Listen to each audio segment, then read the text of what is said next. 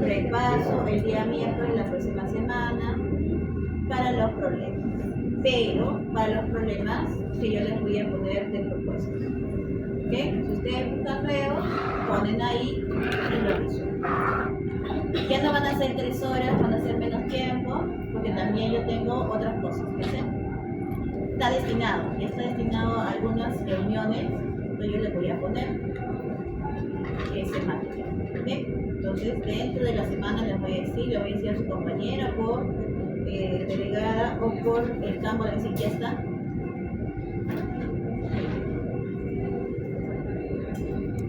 De ahí se les va a ocurrir más cosas, profesora, tal cosa. Entonces, hoy día tenemos este nuevo tema. Después no se preocupen. ¿A qué hora termina la teoría? Vamos a ver el horario. Dice hasta la 1:40. Ya está. A la 1:40 les voy a dar su break para que vayan a comprar algo. ¿Ok? Han tenido también un break porque van a ir al baño, se quedan dormidos, lo que sea. No pasa nada. Muy bien. A partir de este tema, escuchen bien, vamos a hacer la evaluación del examen final. ¿Ok? A partir de eso.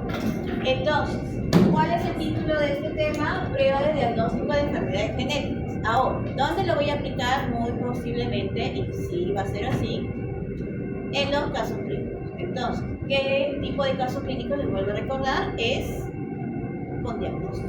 Entonces, vamos a ir mencionando a partir de la siguiente clase, el jueves, enfermedades, origen y manifestaciones clínicas. Si es que hay tratamientos sencillos, se menciona el tratamiento. Pero ya, yo te voy diciendo, a ver, ¿qué tipo de prueba genética le puedo aplicar? Vamos a estar practicando. Entonces, recomendación, tenlo ahí abierto con tus notas. Hacemos la próxima clase. ¿Qué prueba genética tú haces la anotación en tus dos materiales? Tanto de pruebas genéticas como de enfermedades. ¿Ok? Listo. Entonces, ¿qué es lo que vamos a aprender hoy día? ¿Cuáles son esas pruebas genéticas? ¿Cómo se originó? ¿Y cuáles son las pruebas de diagnóstico que vamos a utilizar en consejería genética o en mi práctica clínica? Voy a proyectarles el video, como de costumbre, y vamos a ir parando este video para ir explicando cositas. ¿Cómo se titula el video? Mírenlo. Se titula Análisis de ADN para afiliación biológica. Este es un material, un video de una clínica argentina. En Argentina, la disciplina de la genética médica es más desarrollada que en el Perú. Más desarrollada no significa que en el Perú no haya. ¿Está?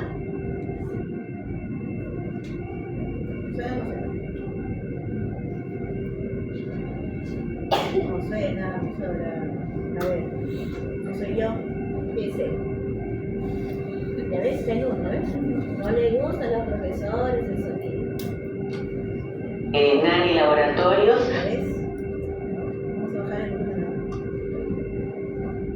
Porque si los videos son bonitos.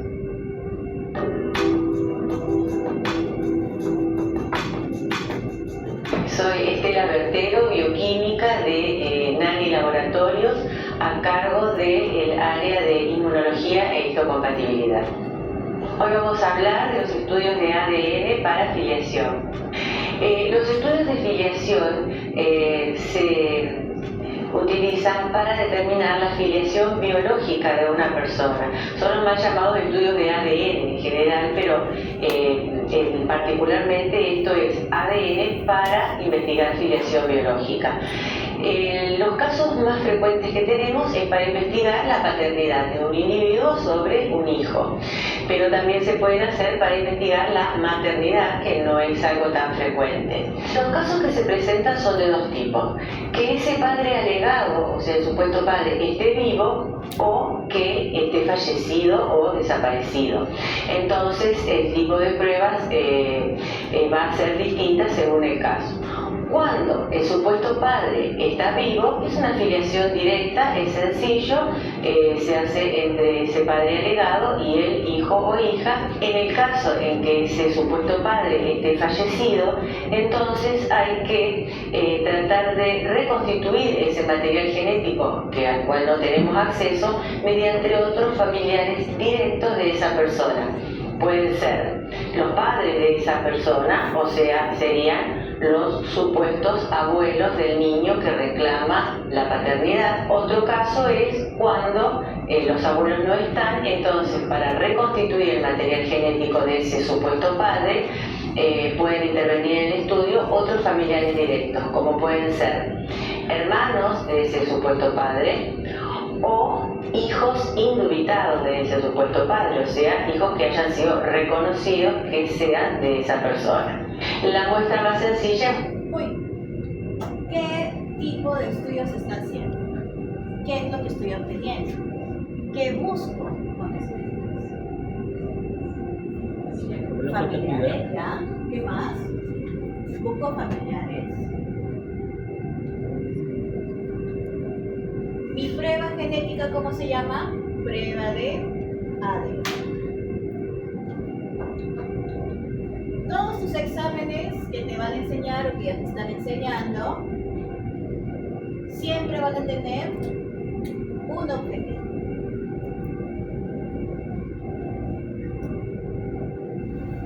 ¿Qué es lo que siempre te piden cuando tú vas a decir a la consulta? Me duele el cuello, me estoy media mareada, ves así. ¿Qué es lo que te pasa? ¿Cuál es el objetivo? Saber el origen. Pero ¿cuál es el objetivo? Tienes una sospecha. Entonces, ¿cuál sería ese objetivo de ese examen? Saber tu sospecha, si es o no correcto. Entonces, ¿qué le mando? De repente está mareada porque tiene anemia. Entonces voy a mandarle un hematólogo. Haciendo todo el examen de sangre. Busco posibles orígenes. Tengo un objetivo. ¿Cuál es el objetivo ahora de mi prueba de ADN? Estoy buscando familiares. Pero está diciendo algo muy importante. Este examen es para filiación. ¿Qué significa este examen de filiación? ¿Qué significa la filiación? Estoy buscando la filiación. ¿Qué nombres han dicho familiares? ¿Qué más nombres hay? ¿Qué es lo que estaba diciendo siempre? Padre, hijo, hermanos. ¿Qué significa esto? Buscar filiación. ¿Qué es lo que una palabra que hemos aprendido la clase anterior al examen, que va a estar relacionado con padre, hijos y familiares? ¿Cómo se llama eso? Consanguinidad. Consanguinidad, ¿ya?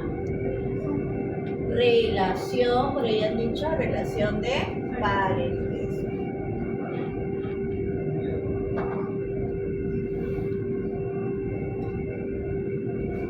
Con esta prueba de ADN busco una relación de parentesco. ¿Cuál es la relación de parentesco? Padre, hijo. Directamente padre-hijo. Grado de parentesco, relación de parentesco de primer grado. Por eso es que dice, si no está el padre, ¿a quién voy? A los hermanos o a los abuelos. ¿Por qué? Porque con el hermano comparto 50% y con los padres también 50%. Y así no hay, ¿qué cosa? Mis familias. Ya. ¿Y por qué busco filiación? Porque estoy viendo mi gestión de alimentos, ¿verdad? O di en adopción en esa época, no había dinero, tuve mi hijo, lo di en adopción y esa persona quiere saber de repente por su misma paz mental si es o no es paz. Porque quiere, todos saben, y si no, no pasa nada. ¿Qué más? busco donación de órganos. Si es mi padre, puedo encontrar donación. Entonces, ahí me encuentro esas cosas. Muy bien. Entonces, mi objetivo es buscar la afiliación. ¿De qué tipo? La de primer grado de parentesco, el padre. Continuamos ahora. ¿Qué utilizo para hacer este tipo de búsqueda? Hayan sido reconocidos que sean de esa persona. La muestra más sencilla es una muestra de sangre, donde de los leucocitos se puede extraer DNA suficiente. O una muestra de mucosa yugal que se saca con un hisopo. Esto es práctico para los niños, a veces que no se los quiere pinchar para tomarle una muestra de sangre. Y también, entonces, con estas células de la mucosa yugal podemos extraer el DNA. En el caso de personas fallecidas que no haya familiares para reconstituir a esa persona y se quiera hacer el estudio con material cadavérico, se puede hacer. En esos casos hay que exhumar el cadáver. Con respecto a la identificación de las personas que vienen a hacerse el estudio, es muy importante porque luego esto tiene que tener una validez legal, de modo que nosotros identificamos a las personas con su DNI, con una fotografía que la tomamos en el laboratorio y una huella digital que también la tomamos aquí en el laboratorio, y la fotografía y la huella digitalizadas van a la planilla de admisión al estudio. Todos los estudios que... Bien, hay algo muy importante que se está mencionando cuando hacemos esta prueba de ADN y cualquier tipo de examen, que sea bioquímico, biopsias, ecografías, todo lo que ustedes vayan a encontrar. Estamos colocando una codificación, ¿cierto? Lo voy a retroceder. El hisopo tenía un código. Entonces, ¿qué nos brinda este código? Uno, respetar la privacidad del paciente, y dos, no generar la llamada subjetividad. ¿A qué me refiero? Si yo veo el apellido y sale por ahí duquesa, no sé, la duquesa de Cambridge, le voy a tener miedo, le voy a pedir foto, ¿no? No puede ser eso. Tienes que mantener tu subjetividad. O quizá, por lo bajo, ¿no es cierto? Saco la muestra y lo saco mal, a propósito, que se contamine y no sale esa prueba de información correcta. ¿No es cierto? Entonces, para evitar esto, las personas que codifican son un personal de salud y las personas que procesan la muestra son otro personal de salud. No es la misma persona que hace todo ese circuito para mantener esa objetividad. Y para finalizar esta parte, y ya también que va adicionado, nosotros tenemos que dejar de compartirlo. Después le voy a decir con esta frase, después le voy a decir en la parte del debo decirles. ¿Ok? Ese es un preámbulo. Entonces, tenemos que ser lo poco.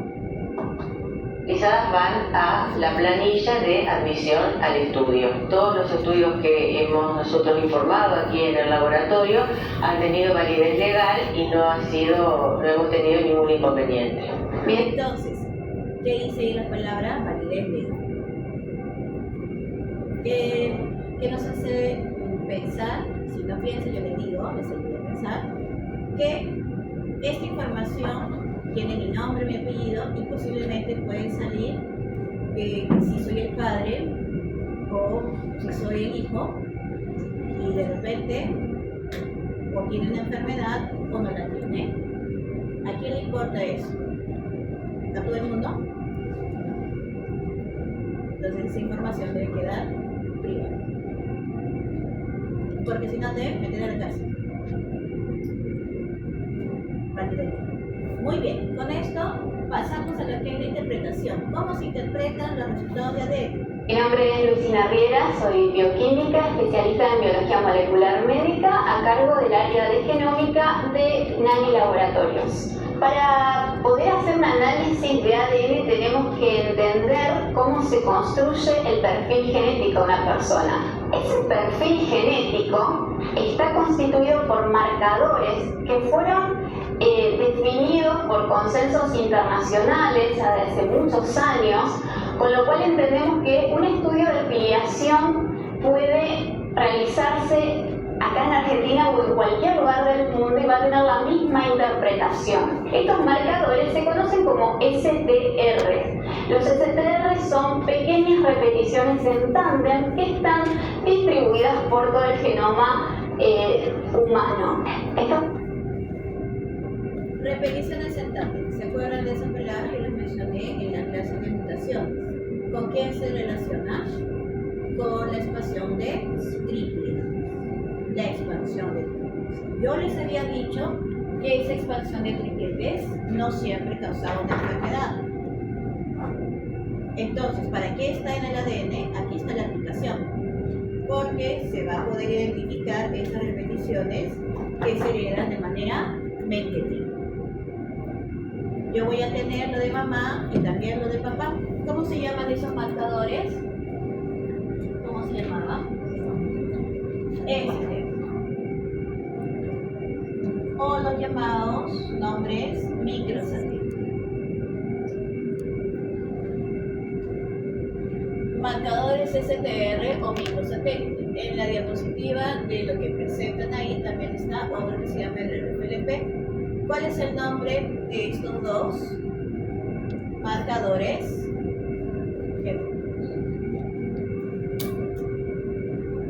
No son genes, son marcadores. Son partes del genoma humano, del ADN, secuencias de bases nitrogenadas que van a estar en repetición en tándem. Van a repetirse, dice C, A, de manera constante y yo lo voy a poder identificar. ¿Por qué? Porque no van a cambiar y se va a heredar linealmente. ¿Qué significa linealmente? De padres a hijos. Ya está. Entonces, yo voy a obtener estos STR para analizar la paternidad. Estos marcadores fueron elegidos para esta finalidad porque son de herencia mendeliana simple, es decir, heredamos la mitad por el lado paterno, la mitad por el lado materno. ¿Qué ley se aplicará? ¿Cuál de las tres leyes? Si yo veo marcador por marcador, ¿cuántos marcadores están aquí? Bueno, mencionados hay 6. Dirán, así la tercera ley, la quinta ley. Entonces, por lo general se van a ir analizando para los marcadores genéticos por cada marcador. Entonces, ¿qué ley será? La primera y la segunda. La primera y la segunda ley de Mendel. Entonces, cuando se hace el análisis, como ya van a ver en la siguiente parte, voy a hacer marcador por marcador. Entonces, tenemos que reconstruir el perfil de un individuo que busca su identidad, su vínculo con otro, analizando si comparte los mismos marcadores con las otras personas involucradas en el caso. Muy bien, antes de que comience a hacer la descripción de los resultados, hay una palabra que se ha mencionado, que es el perfil genético. Antes de nosotros poder hacer la descripción de los genes, apareció la descripción del perfil genético. Un sinónimo que tú ya conoces es el genotipo. En el genotipo lo que hemos estado haciendo es de los genes, pero para saber el genotipo de mi marcador genético, este se va a llamar perfil genético.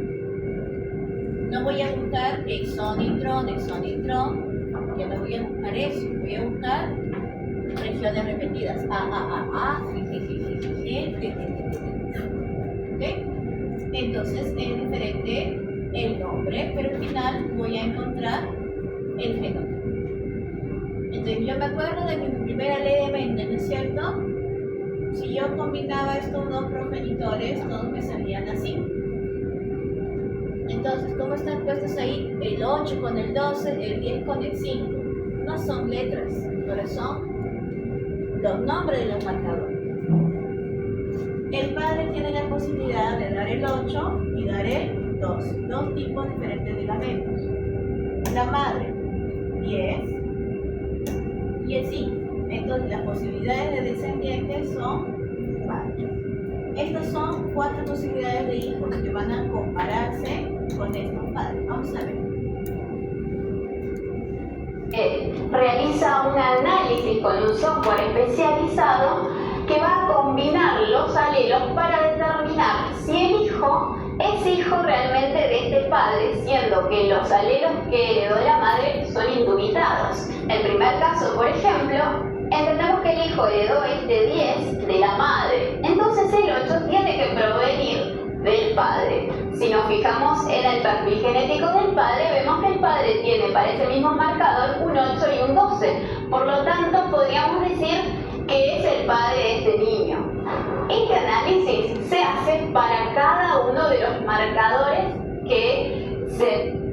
Mira, ¿cuántos marcadores hay? Un montón, ¿no? Una lista gigantona. Y arriba que dice padre alegado. ¿Qué significa el padre alegado? Aquel padre que está buscando ser comprobado que es mi papi. Y al costado dice hijo. Agarramos con el resaltador. Este es un marcador. Su código, no me importa. El papi que tiene 13. ¿Qué le tiene la única posibilidad de dar el hijo? 13. Y si en el hijo está el 13, entonces estamos sumando un puntaje. ¿Me basta solamente con este de acá para poder decir que es el hijo? No. ¿Por qué? Porque todo examen es una probabilidad.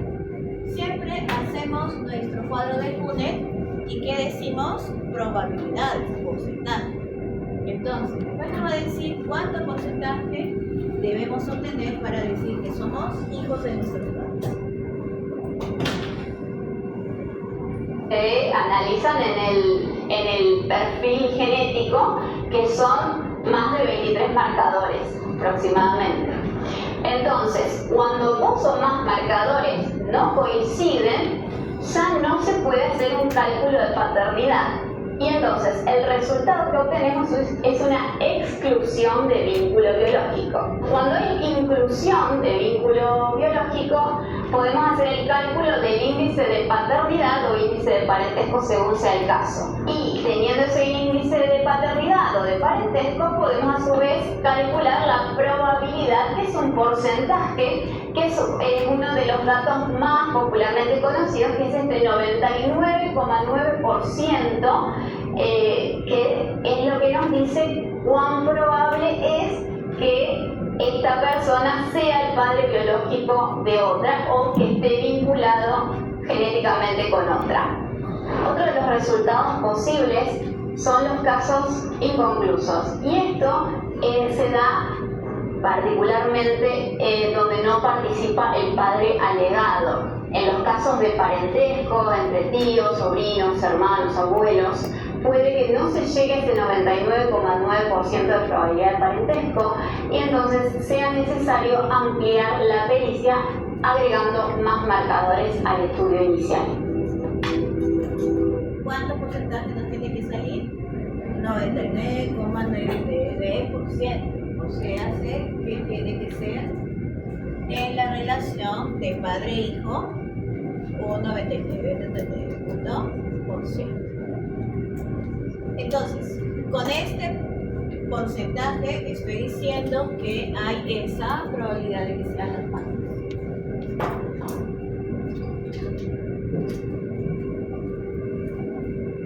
Muy bien, entonces, la primera aplicación que hemos obtenido del estudio del ADN literal es hacer una afiliación, decir mi padre, mi madre, ¿correcto? Pero hay otra aplicación que también va con los términos legales, que es la llamada genética forense.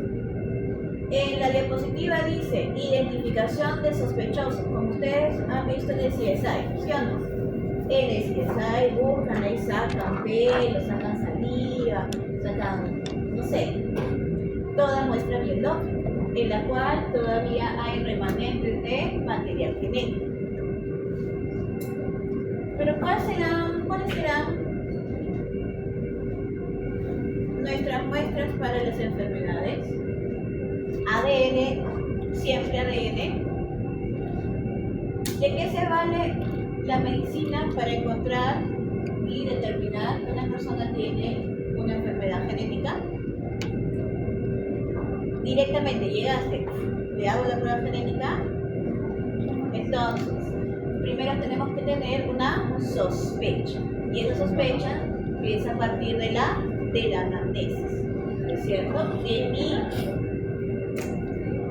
De mi exploración física, ¿no es cierto? Ya viene el triaje, ¿no es cierto? Talla, peso, edad, temperatura, si puede, presión, ¿no es cierto? Lo mínimo que debemos tener. Entonces, a partir de eso yo exploro. Bien, pálido, hay una sospecha. Entonces, cuando yo llego, después de tener una sospecha, le mando a hacer mi prueba genética. Entonces yo me evalúo de las manifestaciones clínicas. Diferencia.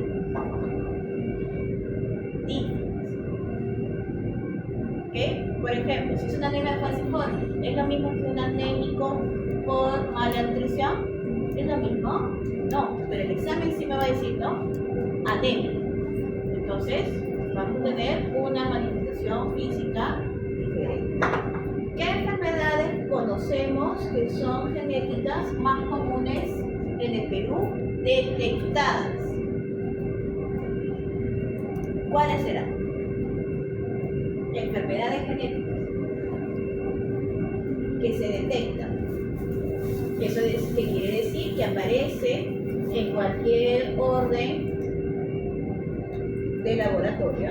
Obviamente no va a ser el mismo que vas a encontrar en el internado, sino ya especializado. ¿Por qué? Porque tengo que derivar. ¿Cuál será? ¿Qué enfermedades? La diabetes mellitus, cuando es de tipo 1. ¿Ya? ¿Cuán frecuente es esa enfermedad? En el Perú. Allá, entonces aquí vamos a ver que necesito una información muy importante, que es la prevalencia.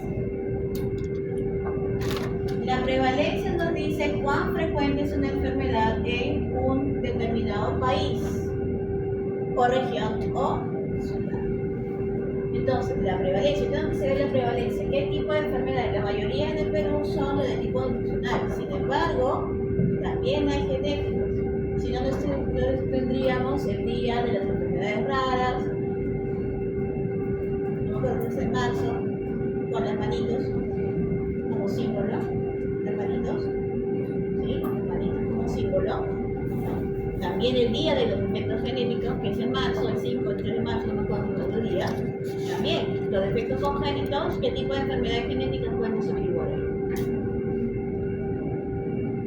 Dentro de los defectos congénitos tenemos las malformaciones y los síndromes cromosómicos. Dentro de los síndromes cromosómicos, ¿cuáles serán? Que es más frecuente en el Perú. El síndrome. Entonces es una enfermedad genética. Cuando ustedes busquen los materiales, nosotros aquí preparamos, en el curso de genética, preparamos un enfoque. Pero ustedes van a poder encontrar en otros libros y en otras fuentes que se clasifican a las enfermedades por enfermedades genéticas. Entonces, ¿qué significa esto? Todo el material genético que hemos estudiado, tanto el ADN como el cromosoma. Entonces, van a encontrar las llamadas enfermedades monogénicas. Después voy a encontrar las poligénicas. Después van a encontrar las multifactoriales. Y por último van a encontrar las cromosomas. Estas tres que ustedes ven acá son por el análisis de los genes. Por eso es que nosotros en el curso decimos análisis del ADN y de los cromosomas. Es otro enfoque nada más. Es otro enfoque, de acuerdo a lo que ustedes se pueden encontrar en su práctica clínica. Enfermedades monogénicas no hay muchas otras, pero sí la que es con una mutación del ADN. Ahí sí lo pueden, ¿no? Por eso no es que esté desactualizado, pero eso lo hacemos. Si el curso al séptimo ciclo, ahí sí yo les pongo esto, ¿por qué? Porque tengo que meterle más caña a lo que es la bioinformática y biología molecular. ¿Está? Entonces, nuestras pruebas genéticas para analizar estas enfermedades, tanto a nivel del ADN como del cromosoma, va a estar destinada a un examen después de una exploración inicial. Entonces, tenemos como enfermedad más común que es detectada en el Perú al síndrome de Down. ¿Qué más? Las enfermedades del cribado neonatal. A ver, ¿dónde está el grupo que hizo cribado neonatal? ¿Cuáles son las enfermedades? La fenilcetonuria. ¿Qué más? ¿Qué más? Esto tenemos que tenerlo. Ustedes van a hacer sus rotaciones cuando hagan su medicina, van a hacer gineco, van a hacer medicina interna, todo van a hacer. Galactosemia se detecta en nuestro cribado neonatal peruano. ¿Ah? Tenemos que ver cuáles son las detectadas. ¿Por qué? Después vamos a hablar. Entonces, la mayoría que podemos detectar son monogénicas. Le sacaremos el ADN. Cuando ustedes hicieron su electroforesis en su primer ciclo, ¿de dónde sacaron su ADN? ¿De dónde sacaron su ADN? De la sangre. ¿Cuánto sacaron? ¿Una gotita? ¿Una sola gotita? ¿Uno nomás? ¿Cuánto tenía que llevar en el tubito? En un tubito, ¿cuánto tenía que llevar? ¿Una sola gota? No, eran varias gotas. Varias. Al bebito. ¿Tú le vas a sacar todo eso? Entonces, apenas, y tienes que sacarle el jugo. Por eso tenemos otro tipo de examen. Muy bien, entonces, teniendo todo esto como base, vamos a ir estructurando la clase de hoy día en definición, pruebas, los tipos de pruebas, cuáles son las técnicas. No voy a describir todas las técnicas, para eso teníamos por ahí el grupo que hizo la descripción de técnicas. Y las enfermedades con las pruebas que vamos a poder hacer. La definición. Yo voy a buscar en tu registro de pruebas genéticas, ahí está en inglés, Genetic Test Registry. ¿Qué es lo que busca? Definir que la prueba genética es el análisis de cromosomas, ADN, ARN, genes y proteínas. ¿Solamente voy a analizar ADN? ¿Solamente voy a analizar cromosomas? No, tengo más material. Entonces, ¿qué significa esto? Que dependiendo mi búsqueda, entonces quiere decir, mi objetivo, si busco filiación, voy a buscar ADN. Si busco saber que este niño posiblemente tiene fenilcetonuria, ¿qué le voy a buscar? ¿Voy a buscar cuál de las mutaciones tiene? No. Ahí viene saber acerca de la enfermedad. La fenilcetonuria es una enfermedad que por cada mutación tiene un cuadro clínico diferente. ¿Sí o no? La fibrosis quística podría tener, pero tenemos 5 tipos. Entonces, con la fibrosis quística, ¿qué tipo de prueba genética tendré? Dependiendo de la enfermedad, voy a buscar un tipo de prueba genética. ¿Y por qué se le va a llamar prueba genética? Porque ella es una enfermedad genética en la que voy a determinar. ¿En dónde? De mutaciones somáticas. ¿Qué significa mutaciones somáticas? En tu tejido que no son las células gaméticas. Mutaciones hereditarias. En aquellas personas que tienen, ¿qué cosa? Antecedentes. Entonces, puede aparecer por una mutación de novo, pero que se puede detectar por un cromosoma, por una red, por una proteína. ¿Y en quiénes voy a buscarlo? En personas que están diagnosticadas y sanas. Entonces, si yo busco en personas que están diagnosticadas, mi aplicación es clínica. Y si yo voy a explorar los factores genéticos de las enfermedades o las posibles variantes adicionales para una enfermedad genética, me voy a la investigación. Cualquiera de estas dos enfoques que le vamos a dar, siempre tiene que haber el consentimiento informe. ¿Cuál es el curso que les abre genética? Ética. Y ética y ontología les va a abrir psicología aplicada a la salud. Todo tiene que estar así. Entonces, si yo voy a llevar ética, tengo que saber qué parte del curso me sirve para ello. Esta parte. Yo he comenzado a explorar cómo es el material genético para saber el origen y dar un tratamiento, pero todo con el consentimiento de mi paciente. Sea un paciente sano, sea un paciente que quiere buscar si puede tener la enfermedad. Aquí viene lo que les había dicho al inicio, la mala costumbre, yo también cuando tenía su edad, de compartirlo, pero no con mi familia, sino en mis redes sociales. Claro, ¿cuál es la red social de la época mía? El Facebook y el Instagram, el Facebook e Instagram. Claro, también me pareció. Lo que es el Instagram ya no lo uso porque está como muy comercial. Antes me salían las cosas de lo que yo seguía. Entonces, en el código de ética del Colegio de Médicos del Perú, estoy hablando del mundo, ¿no?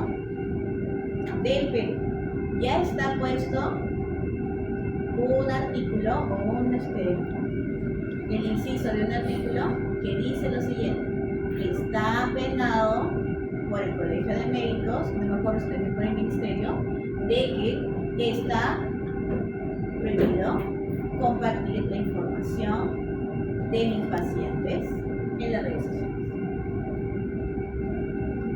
Entonces, si tú vas a ir al internado, encontraste, no sé, un Huntington. Mira, en mi historia de WhatsApp, eso no es esta historia de WhatsApp una red social. Sí, es una red social. En mi Instagram, en mi TikTok. ¿Se ve? Y si está el paciente, por ejemplo, esta enfermedad neurodegenerativa, no está saliendo el pacientito con la cara bonita, ni en su mejor estado, ¿cierto? Entonces, no está respetando a la persona. Entonces, después seguramente les van a hacer en el curso leer el código, sobre todo las redes sociales, ¿no? Y le preguntan al doctor, ¿y el código? Y va a estar, después lo busco para que lo vean.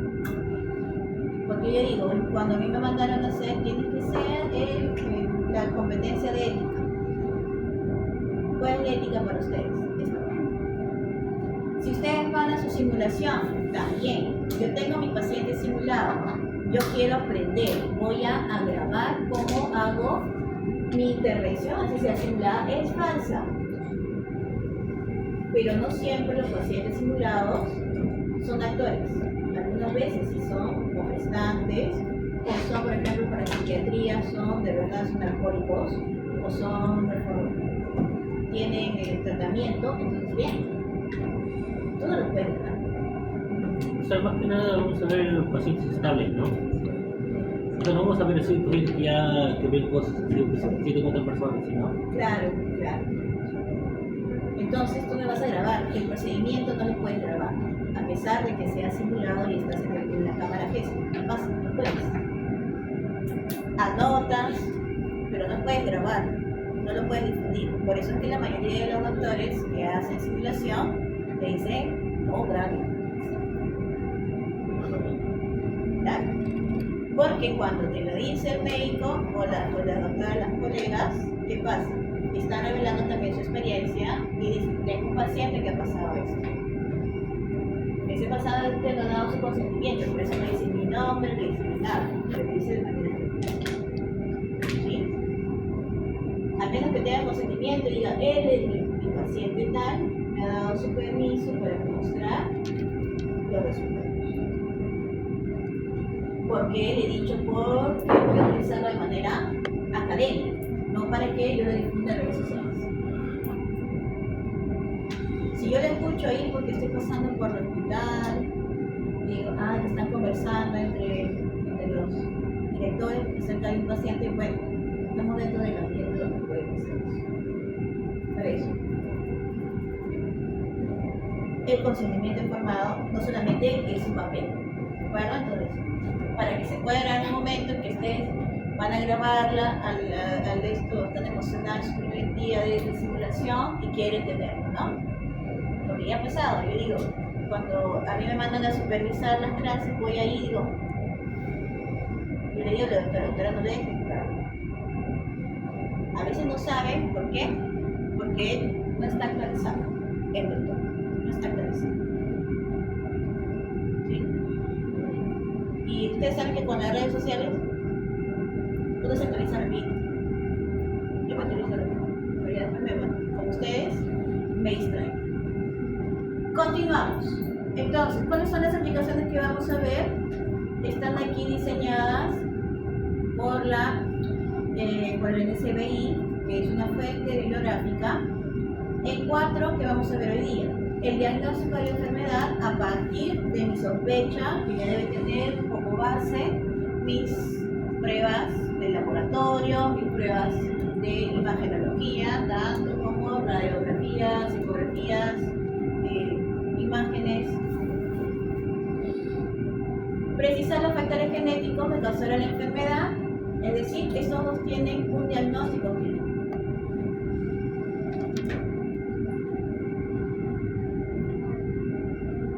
Y por último, los que son predictivos o preventivos.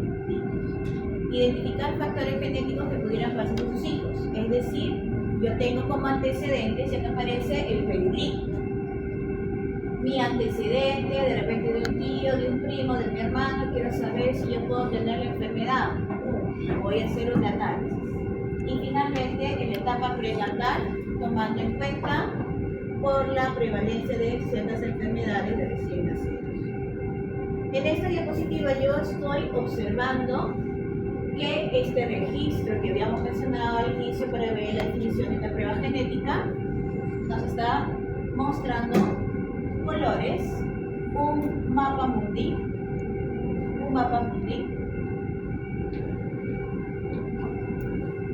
rojo, amarillo, ¿qué significará?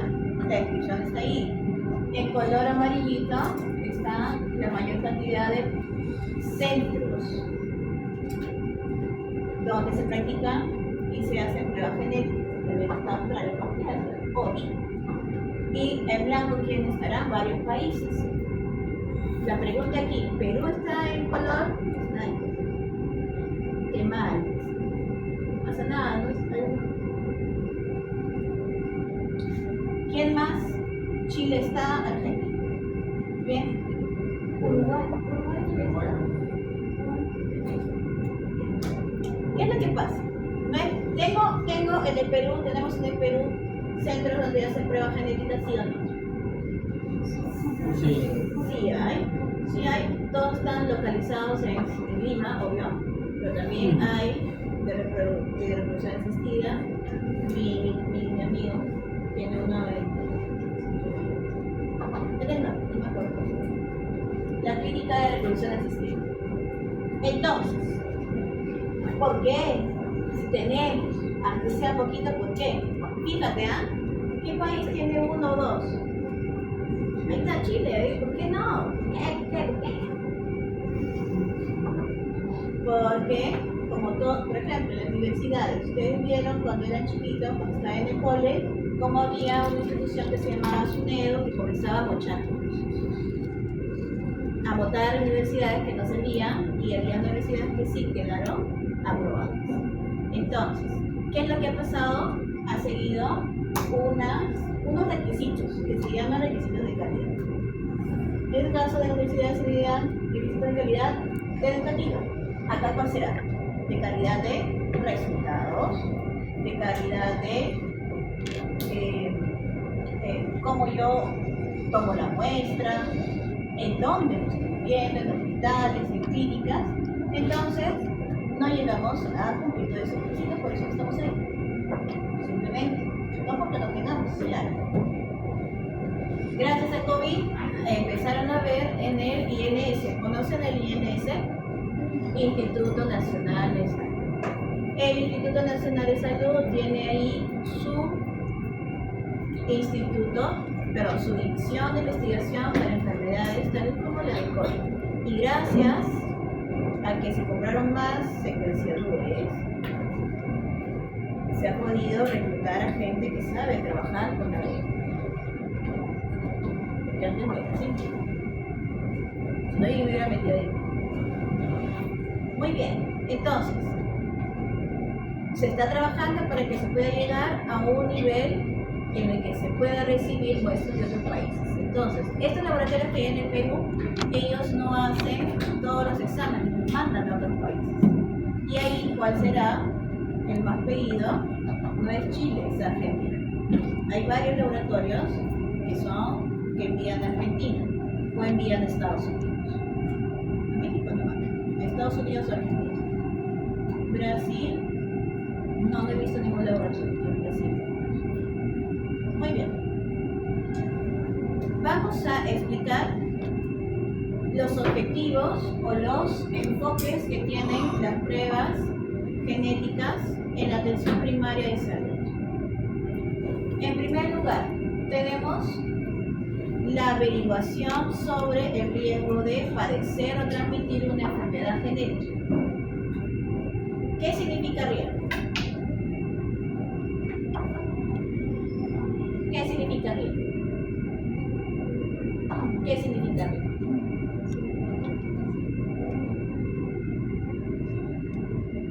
Un peligro. ¿Peligro de qué? ¿Qué peligro tienes de que, por ejemplo, saques tu computadora ahí en el puente? En el puente sur. ¿Qué peligro hay? ¿Ah? Ya no regresas a tu casa. ¿Es cierto? Ya. Entonces, en el caso de las enfermedades genéticas, ¿cuál sería? Detenerlos. ¿Cierto? Detenerlos. Entonces, eso es lo que significa riesgo. Quiero saber si va a haber la posibilidad, una probabilidad de tener la enfermedad que quieres. Si digo riesgo de padecerlo, ¿cuál será? De la persona obedece bien. Si yo no lo tengo la probabilidad de transmitirlo. El siguiente, riesgo de un embarazo afectado, significa que las personas, tanto los varones como las mujeres gestantes, tienen que observar si hay posibilidad de que su descendiente tenga la enfermedad y esté embarazado. ¿Y cómo lo busco? A partir de mis antecedentes. Y por último, para mejorar el tratamiento o ver la posibilidad de transmisión. Entonces, vamos a describir cuáles son las situaciones en las que puedes utilizar un enfoque o el otro. El primero que yo voy a buscar el riesgo de transmitirlo o de padecerlo. Voy a tener estos dos primeros, antecedentes familiares. Sí o sí debo observar en mi pedigrí o en mi árbol genealógico si hay muchos familiares dentro de las generaciones a partir de mi relación de parentesco. Entonces, mientras más lejano mi relación de parentesco, como eran los genes, como era el coeficiente de endogamia, menor.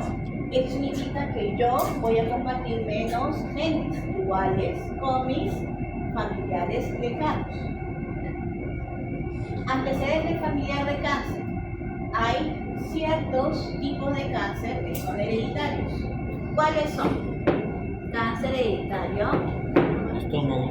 El de estómago. ¿Qué más? El de mama. En el 100% de los casos un porcentaje. ¿Ya qué más? Leucemia. ¿Qué más? Pulmón. Pulmón, no tanto. Eso es más ambiental. Entonces yo tengo que ver que digan, ay, tengo familiar, puedo tener, ese es el riesgo. Entonces hemos dicho cáncer de estómago, del colon rectal también tenemos, el de mama, ¿qué más? Leucemia, ¿qué más? ¿Qué más? ¿Qué otro cáncer? El de páncreas que está asociado con el de mama, con antecedentes, ¿qué más? El de próstata. En el Perú hay una alta tasa de cáncer. Diagnóstico, ya. Pasamos al siguiente, que es riesgo de tener un embarazo de riesgo. Diagnóstico de individuos con anomalías congénitas de discapacidad intelectual. Aquí, tengo un tío que ha tenido labio hendido, paladar hendido. ¿Cuál es la probabilidad de que mi descendiente, mi hijo, tenga un labio hendido? Mi hermano mayor tuvo síndrome de Prader-Willi. ¿Cuál es la probabilidad de que yo tenga síndrome de Prader-Willi? O que mi descendiente, mi hijo, ¿no es cierto? No yo, sino mi hijo. Asesoramiento reproductivo. Aquí vamos a tomar en cuenta el factor de riesgo que es la edad. Y también algo muy importante que es en la misma familia tener hijos con enfermedades congénitas o haber tenido abortos. ¿De acuerdo? Abortos. Y el último, que es literalmente aquella persona que tiene la enfermedad y que está buscando cuál es la mutación que tiene. ¿Por qué? Porque dependiendo de la enfermedad, si yo sé el tipo de mutación, vamos a tener la aparición de los efectos más grandes de la enfermedad con el tiempo, a mayor edad, o de repente es dependiente del ambiente. Nutrición, actividad física. Entonces yo voy a buscar esos posibles variables. Vamos con los tipos de pruebas. Los tipos de pruebas van a ser dos. ¿Y de qué depende de esos tipos de pruebas? De mi paciente. Mi paciente puede tener dos posibilidades. ¿Qué habíamos dicho? El primero, que era nuestra aplicación clínica, por lo tanto va a haber un diagnóstico previo o una sospecha de que tenga la enfermedad. Entonces, ese tipo de prueba se va a llamar prueba de diagnóstico o que tiene al paciente en una fase con síntomas. Sin embargo, aquí viene lo que es la consejería genética. Voy a encontrar personas que van a la consulta y que te dicen: tengo un familiar, tengo hijos, mi esposo tiene hijos, tiene hermanos, tiene padres, tengo que buscar, quiero saber si puede tener mi hijo una enfermedad o yo voy a tener la enfermedad. Por lo tanto, no hay diagnóstico, solamente quiero averiguar la probabilidad de padecer el mismo. Entonces, no hay síntomas y son pruebas de cansancio. Aquí, yo tengo una persona que puede estar afectada, que puede ser portadora de la mutación, pero que como no manifiesta la enfermedad, necesito saber cuál es el alelo de la enfermedad que tiene para recomendarle tratamiento preventivo. De igual manera aquí en la etapa diagnóstica. Vamos a ahondar en cada uno de los tipos. Empezamos con la diagnóstica, que es la más fácil. Yo voy a buscar como objetivo de mi prueba diagnóstica de hacer un tratamiento correcto.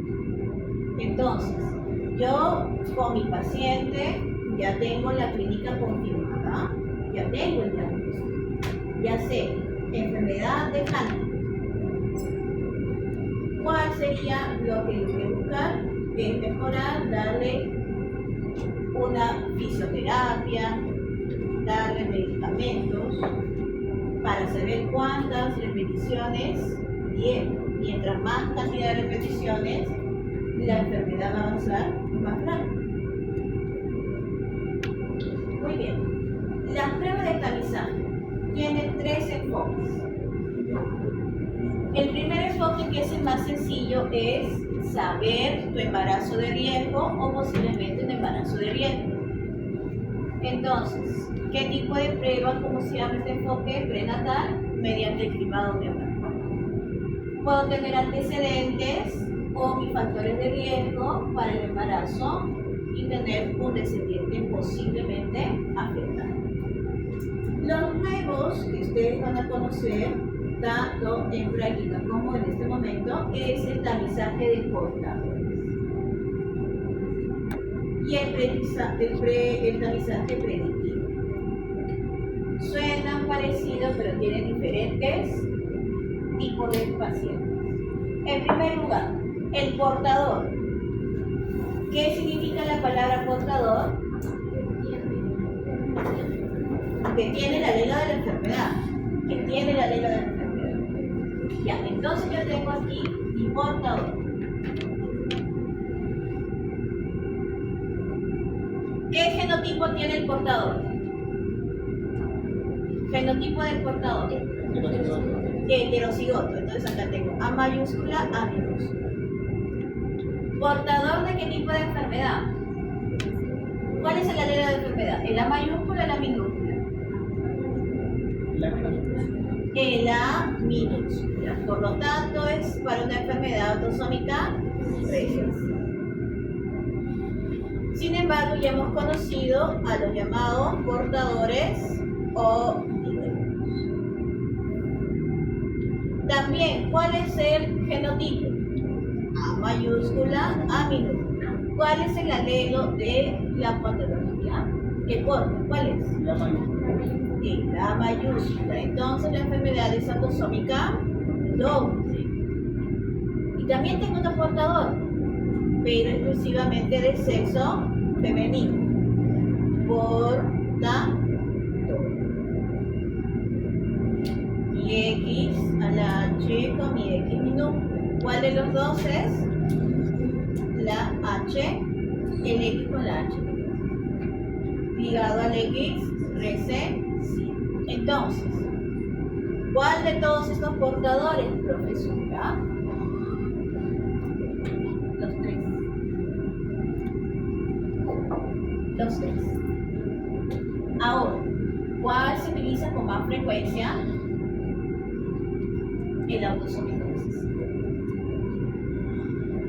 El autosómico recesivo. ¿De acuerdo? El autosómico recesivo. Por eso es que acá te ponen al individuo asintomático. Esta persona no tiene la enfermedad, no tiene la enfermedad, pero sus descendientes sí pueden tener. Por eso se le dice identificación de heterocigotos, es decir, quiénes son los que van a producir descendientes afectados. Y por último, el predictivo, que nos dice individuos sin síntomas, tiene o no tiene familiares con la enfermedad. Entonces, ¿aquí qué viene? Aquellas enfermedades con componentes poligénicos. Varios genes que pueden generar una enfermedad, y ahí voy a buscar los llamados genotipos de predisposición. Predisposición, ¿qué significa? Que yo voy a tener un alelo, pero que no siempre me va a generar la enfermedad. ¿Qué voy a necesitar? La edad. ¿Qué voy a necesitar? ¿En qué generación estoy? ¿Y qué más? El área. El sexo, mi componente hormonal, mi componente alimentario. Entonces, yo voy a tener aquí, por ejemplo, los deportistas, los que van a la Olimpiada. Ellos se hacen su examen genético para saber si voy a tener degeneración. Tengo un alelo para que mis articulaciones se recuperen con mayor rapidez, o que yo pueda tener mayor, como se le dice, capacidad respiratoria. Entonces, los futbolistas, los atletas buscan hacerse. Por eso es que por ahí van a encontrar exámenes de rendimiento deportivo. Aquí no creo que de repente la U, pero en los atletas no invierten. La U, los clubes más importantes. ¿Qué más? Aquella persona persona que, por ejemplo, tiene una profesión, no tiene ninguna persona en su familia, todos son súper sanos, pero a él le gustaron los duendes y se fue a hacer ingeniería de bienes. ¿Qué le va a pasar? Que va a tener que trabajar hasta cierta edad. ¿Por qué? Porque hay riesgo de qué tipo de enfermedad, cáncer de pulmón. Entonces, dicha persona no tiene síntomas, pero tiene que ir a hacer su dosaje su examen de sangre.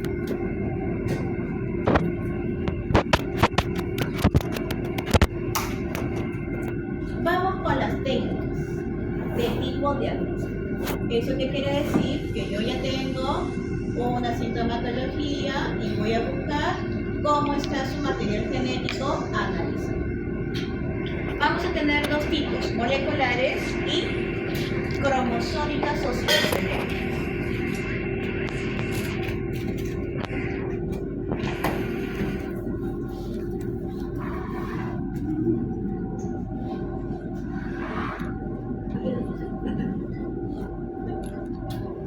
Voy a listarlas.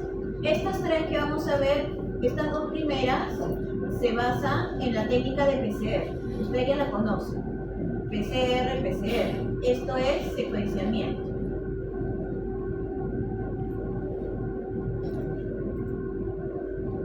Pruebas de enzima de restricción y pruebas basadas en PCR. Acá también es PCR, pero este es eso. Nos dice ganancia, pérdida de lugares de corte en el gen. Este es análisis del gen. Un ejemplo es el análisis del gen para la anemia falciforme. Vamos a ver. Yo les voy a poner un ejemplo.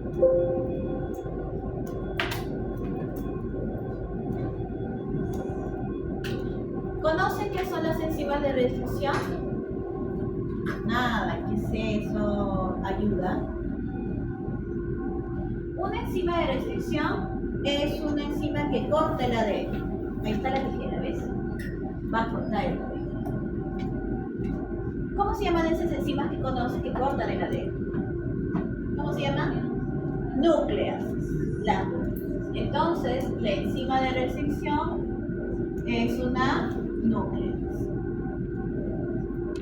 ¿Pero por qué no le ponen nucleasa, profesora? ¿Por qué? Porque no lo cortan como tú cortas con la tijera, ¿no? Si yo corto la tijera, corto de un extremo al otro, ¿cierto? Corto. Pero no pasa eso. La enzima de restricción corta donde le gusta. ¿Y sabe dónde le gusta?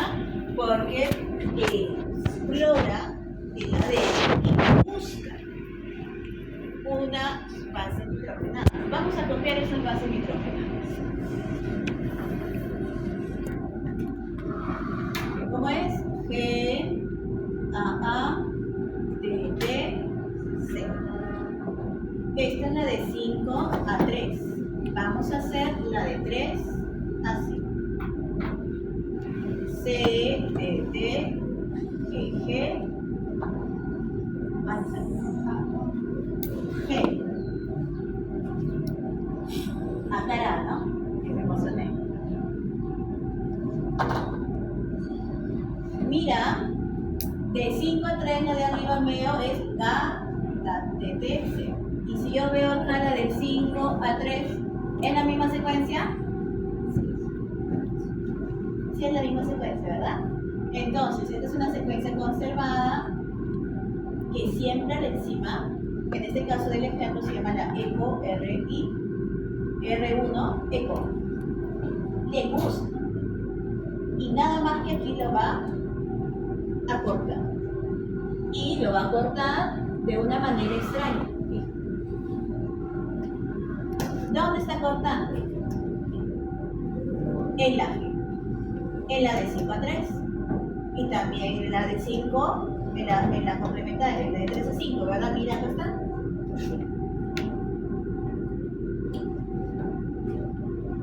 Eso se llama restricción. Voy a cortar el ADN, no bonito, no hermoso, sino como me da la gana, para generar ese tipo de producto.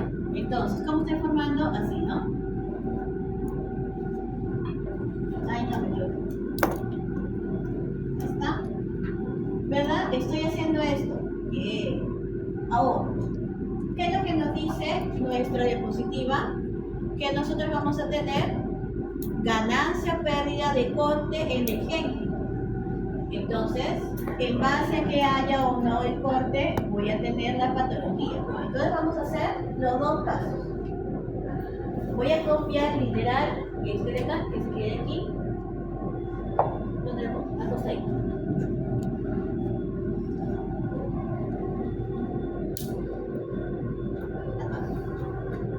Tiene que mirar.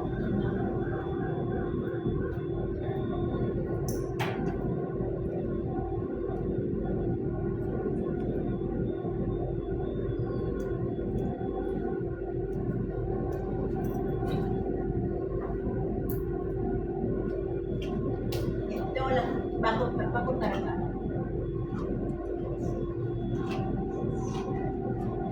Primer caso. Voy a perder el sitio de corte. ¿Dónde corta? Lo voy a decir, va a perder. ¿Dónde corta aquí? ¿No es cierto? G, A. Entonces, ¿cuál cambiaré? El G, ¿no? Vamos a decir que cambia el G. Entonces, el G va a cambiar. Le pongo C. Su complementaria también que cambie. Cambia el G. ¿Dónde más tiene que cambiar? En donde corte. Acá. ¿A dónde va a cambiar? De G va a cambiar a C, entonces se va a convertir en esto. ¿Por qué, profesora? Porque voy a perder el sitio de corte. Entonces acá queda AA, DT. DT, AA. Viene la enzima de restricción. ¿Cortará o no cortará, chicos? No corta nada. Por lo tanto, ¿qué hice? Perdí. No hay corte. Es decir, perdí. Aquí sería corte, ¿no? Hay corte. Listo. ¿Se está entendiendo esta parte? ¿Listo? Entonces, cogemos que cuando hay corte es el gen SAD. Cuando no hay corte, gen o alelo SAD. No, le voy a cambiar gen por alelo.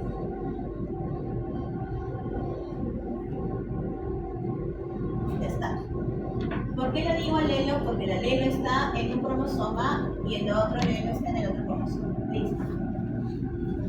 ¿Cómo será por ganancia? Aquí. Gana, ¿no es cierto? Entonces, para que sea el mismo ejemplo, lo voy a poner en la parte superior. ¿Ya? Esto se convertió.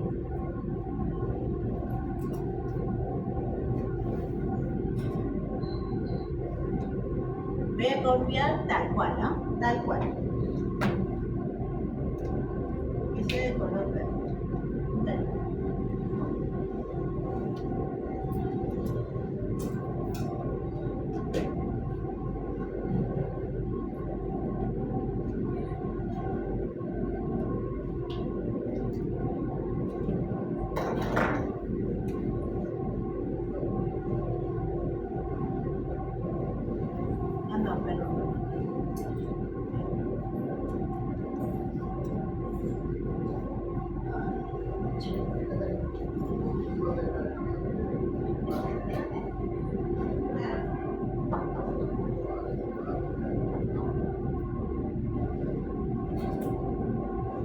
Listo. ¿Hay corte aquí? No hay corte.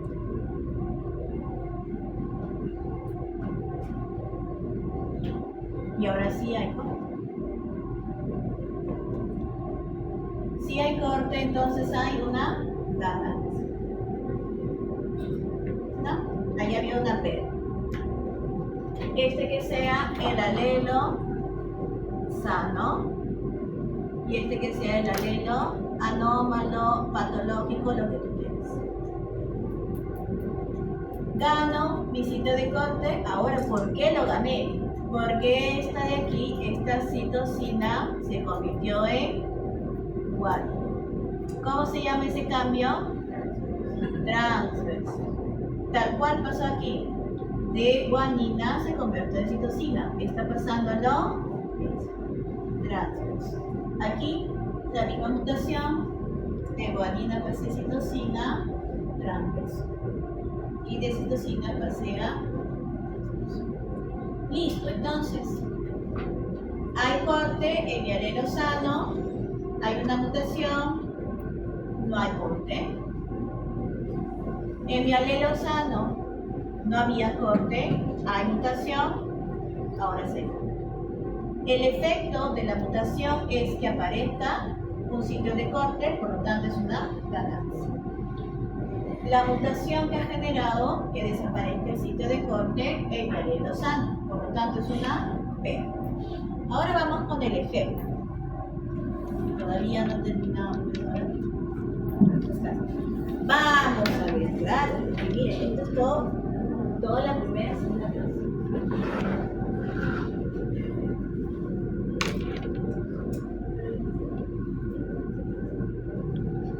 Nuestros alelos están sobre nuestros cromosomas y voy a tener la posibilidad de tener, si es el caso y de la anemia falciforme. Vamos a hacer con el ejemplo de la anemia falciforme.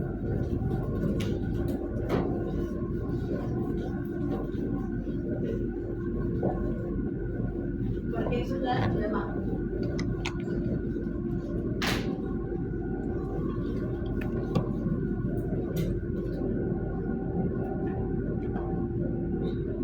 Mi anemia falciforme, yo tengo tres posibilidades. AA. Estas dos personas son sanas, portadoras, enfermas. ¿Cuál quieres que ocurra? ¿Que gane corte o que pierda corte? ¿Cuál de los dos quieres? Que gane, que pierda. Que pierda, que gane.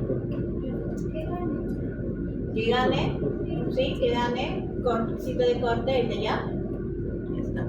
Entonces, el alelo A no tiene corte. El alelo A minúscula tiene corte. ¿Ok?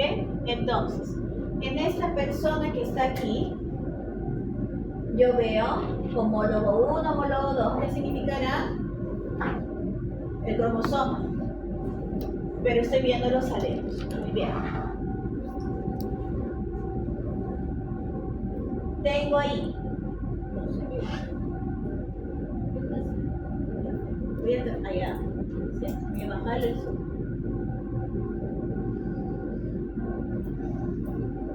No funciona el zoom. ¿Aparece la opción? No. Bueno, lo voy a hacer así. ¿Ahí se ve mejor? Sí.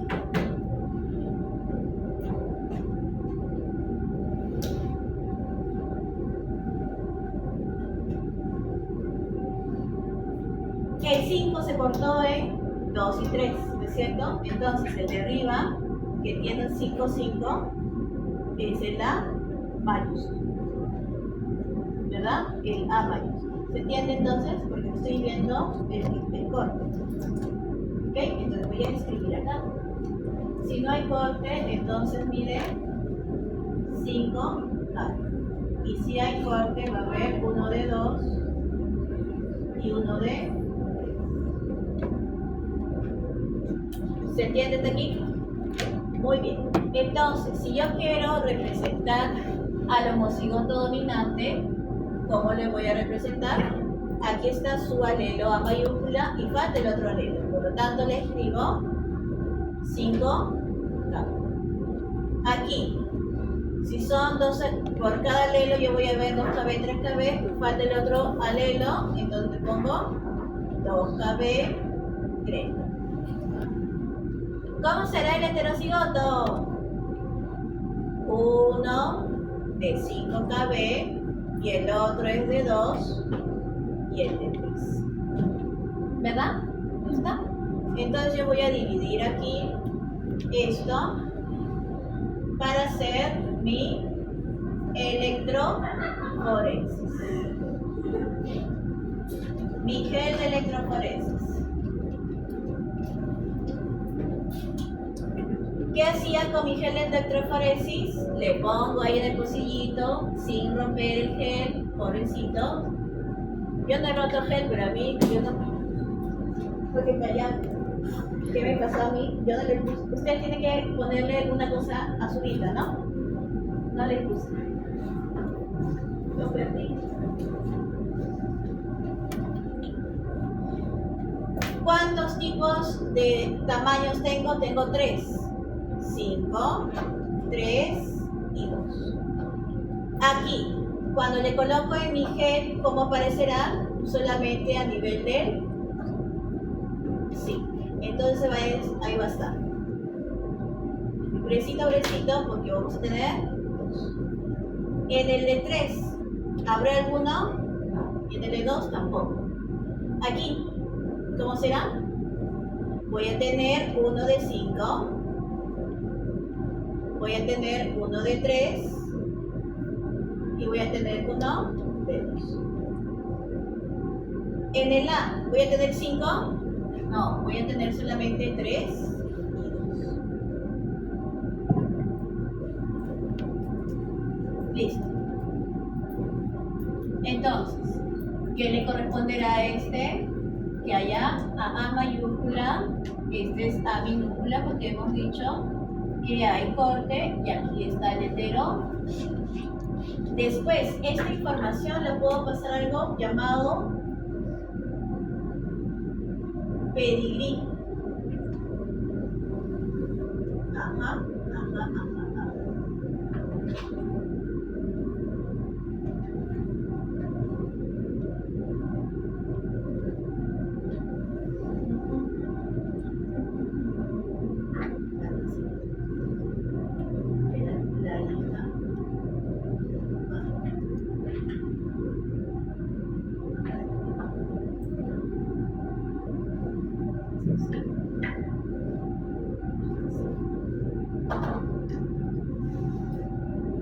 Si estamos hablando de la anemia falciforme, homocigoto dominante con una enferma, todos sus hijos salen heterocígocos. Entonces, aquí tengo la prueba genética del RFLP con respecto a la anemia falciforme. El papá, que es el de arriba, no tiene la enfermedad porque no hay sitio de corte. La mamá tiene la enfermedad, tiene 2 sitios de corte. 2 banditas. Y el hijo va a tener 3.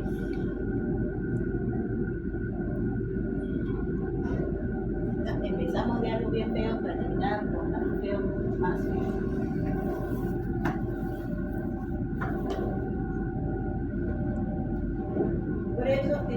Por eso como es muy trabajoso, ya se dejó de utilizar el RFLP, pero ahora se hace el STR.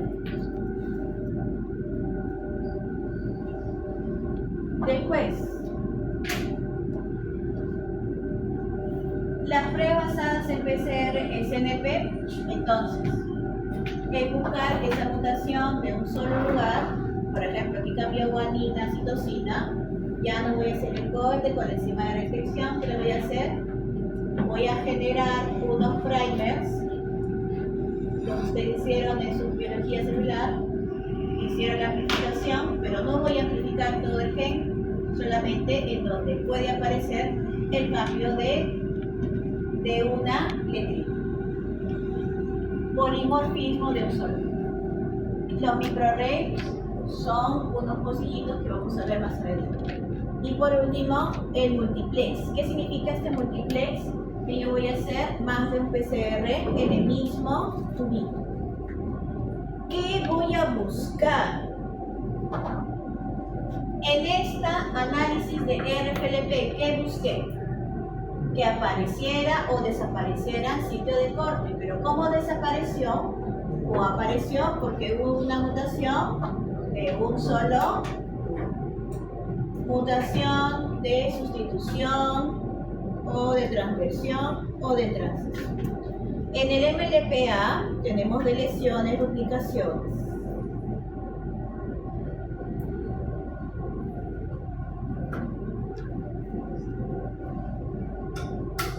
los que hicieron la expo de las técnicas moleculares ahí, bueno, repasan su exposición. Vamos a ver el examen de MLPA. El MLPA no lo vamos a explicar en detalle, sino a grandes rasgos. ¿Cuál es la mutación que busca? De lesión o duplicación en el ADN. En el cromosoma lo vamos a ver con la citogenética. Entonces, vamos a necesitar primers, voy a necesitar mi ADN, template, el molde. ¿Y qué es lo que va a pasar? Voy a utilizar dos PCR. En primer lugar, voy a tener mis primers para ubicar ese sitio caliente o hotspot en donde puede ocurrir la duplicación de la deleción. Por lo tanto, estoy en un lugar donde es el exón, pero también por allá va a haber más exones. Entonces, me ubico, soy el primer y después esta es la zona donde voy a generar las bases nitrogenadas complementarias. Mi primer PCR busca esa zona. Como voy a tener que buscar en detalle tanto el de cromosoma paterno como materno, se genera otra nueva reacción de la polimerasa en la que yo ya no voy a utilizar el ADN de mi paciente, sino el producto de la PCR número 1, que es esta secuencia pequeña. Se multiplica y después vamos a obtener este resultado de aquí. Lo voy a agrandar, a ver.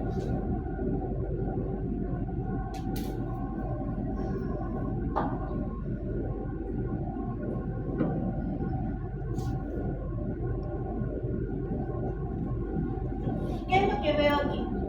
Cuando ustedes hacen el PCR, hicieron en su biología, sacaron un gel de electroforesis. Pero cuando se hace para búsqueda de mutaciones, yo voy a analizar la secuencia de mi PCR. Cada pico o cada curva está simbolizando a los exones. Cada color significa el cromosoma del papá o el cromosoma de la mamá. Este exón tiene una cantidad de bases nitrogenadas en chico en comparación de esto. Entonces la cantidad de bases nitrogenadas depende de la altura de este pico. Muy bien. Se parece un poquito más porque seguramente hay una variación, pero en donde es algo resaltante, llama la atención. Donde en el que está de color rojo. Aquí, ¿verdad? Cada uno tenía dos picos y ahora tengo uno solo. ¿Cuál es la mutación? Para que desaparezca uno. Desapareció el de papá, por ejemplo. De todos los demás están igual. Entonces ocurrió una división. Y si hubiera una duplicación, voy a decir, hay dos picos, uno al costado del otro. No. ¿Qué hemos dicho? Que la altura, también la amplitud de la curva, va a decir la cantidad de bases nitrogenadas. Por lo tanto, o crece de amplitud y crece de altura. Entonces voy a ver que estos se van a achicar y voy a tener más grande. Eso es lo que va a decir una tesis.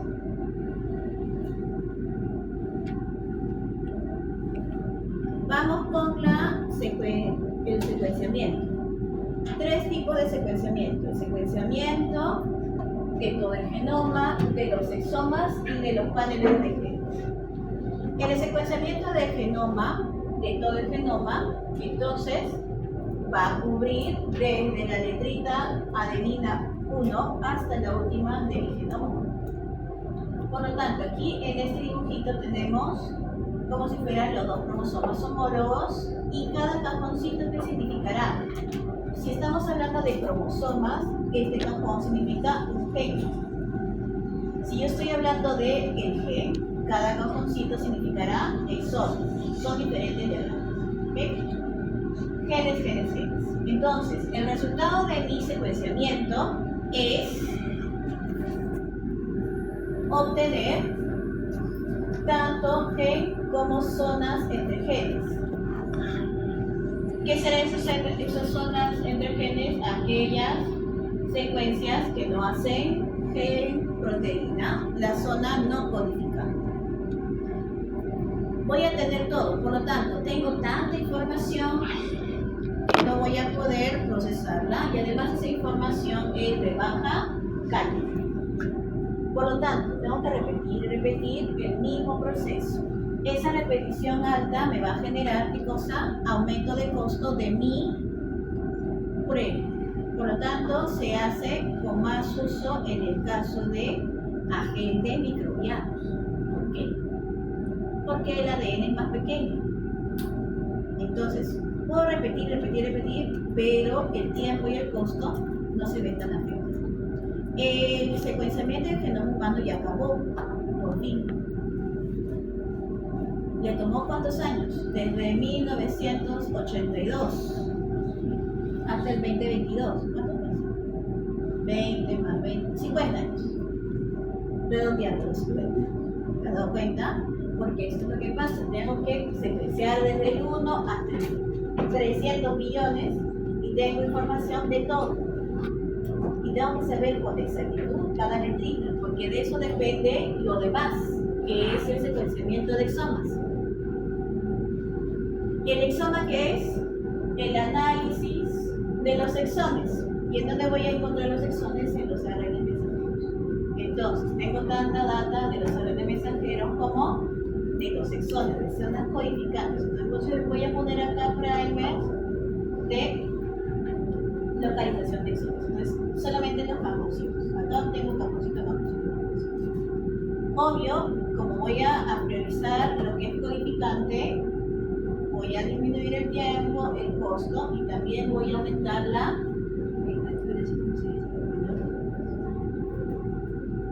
efectividad. Por último, el secuenciamiento de paneles de genes.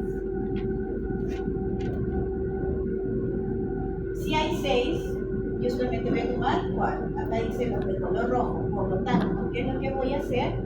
De acuerdo a mi patología, y aquí viene lo que es la heterogeneidad del locus, voy a poder tener selección de todos esos genes que están en todo el genoma y obviamente tengo información, menos cantidad y por lo tanto menos costo para mi paciente.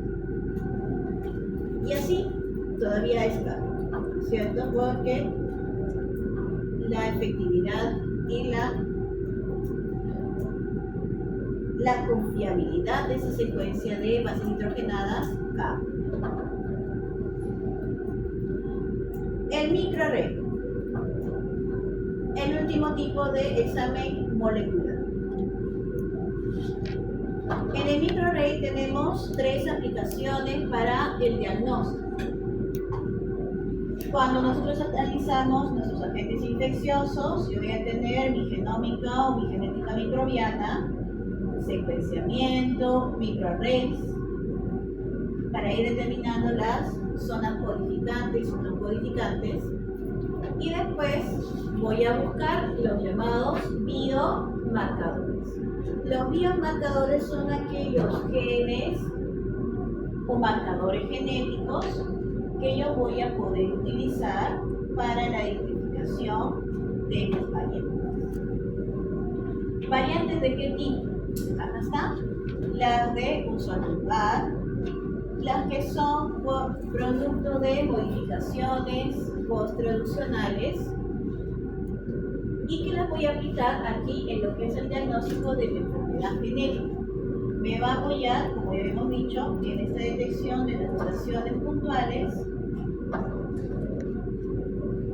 análisis de las mutaciones a nivel macro y por último lo que son modificaciones de los cromosomas, mutaciones estructurales y numéricas. ¿Cómo analizo este microarray? ¿Por qué no es una PCR? Porque en la PCR directamente yo tengo un diagnóstico y saco solamente la muestra del paciente enfermo. Pero cuando hacemos microarray, buscamos información del paciente sano o de mi de mis células sanas que yo tengo en el laboratorio y de mi paciente. Hacemos un cultivo de células, crece, y voy a tomar el material genético del ARN.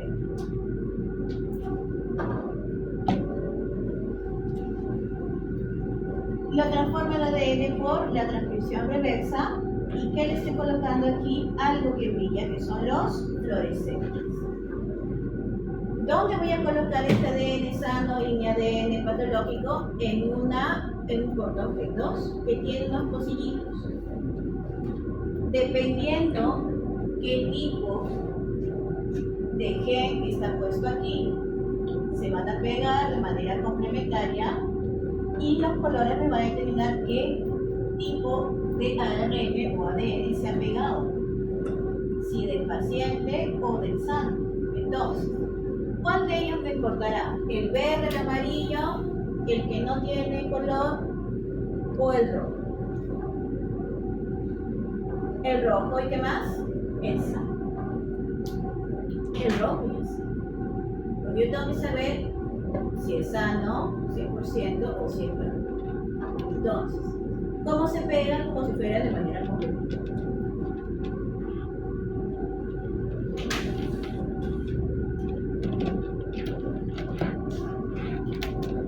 Las técnicas citogenéticas, cariotipo. Tenemos el cariotipo. Lo habíamos visto en la clase número 2, tema número 2, en el cual yo voy a ver mutaciones numéricas y estructurales. Las numéricas las puedo ver si este fuera el cariotipo de un paciente que tiene deficiencia intelectual. Si yo cuento los cromosomas, hay 45. Y sobre todo es varón. De repente usted dirá, pero profesor, está todo así como si fuera un gusanito, fluyelento. Pero eso no importa mucho, de verdad, no importa mucho. Lo que importa es ver cómo están las marcas cromosómicas. ¿Y cómo lo veo? Con el ideograma, y si no salgo nada con el ideograma, o si salgo y quiero saber más a fondo, hago X. Estoy teniendo dos colores, color de contraste, y estoy averiguando el color que yo quiero, que es un solo cromosoma, que está detectado como impactos. Alucina, imagina, ¿qué cosa? Que son el cromosoma X.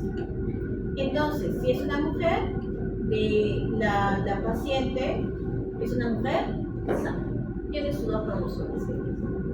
Y si es de un varón, yo le veo todo de varón hasta ese hecho, el urólogo confirmó varón. ¿Qué puede tener? Clínico, ¿no es cierto? Bien clínico. Y acá no hay nada. ¿Dónde está ese cromosoma que estoy buscando?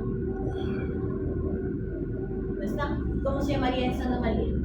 Si yo estoy buscando un cromosoma. Que sean los mismos, a ver, el X, no hay X. ¿Cómo se llama cuando me falta un cromosoma? Mutación numérica, mutación estructural. Numérica, ¿no es cierto? Entonces, si me falta, ¿cómo será? Hipoploidía, es una aneuploidía. Acá, ¿cómo sería? ¿Qué tipo de hiperploidía o aneuploidía? Aumentó, si es un varón y tiene 2X, es una hiperploidía allá ¿cómo será? Hipoploidía, monosomía o monosomía. Entonces, aquí este tema, jóvenes, estamos recordando la clase de mutación. Vamos a ir mencionando también en las clases próximas esta enfermedad, qué tipo de mutación pudo haber tenido. Entonces, ¿qué examen te puedo colocar?